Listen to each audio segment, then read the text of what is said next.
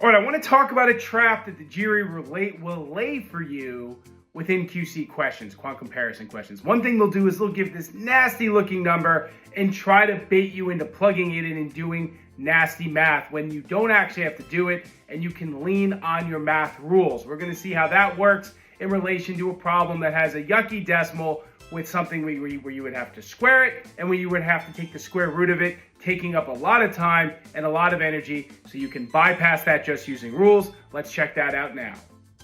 All right, so this is a great example of a QC question where you're given this really yucky number, and what the GRE is trying to get you to do is to plug the number in, do the math, and then solve.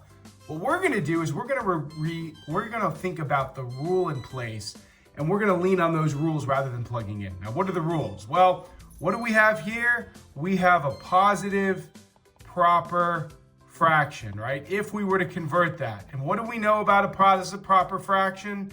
Well, we know that when we take the square root of that, it's gonna get bigger, okay? When we square it, and we'll just call it an x, when we square it, it's gonna get smaller. These are the rules surrounding positive proper fractions. So instead of actually plugging in and doing the math, what we're gonna say is this number becomes bigger, this number becomes smaller, this value x squared becomes smaller, this becomes bigger. So what does that tell us? Well, bigger minus smaller is gonna equal some positive number, of course, and smaller minus bigger is gonna have to ultimately equal a negative number. Because of that, we know that quantity A is the greater quantity, therefore the answer here is A.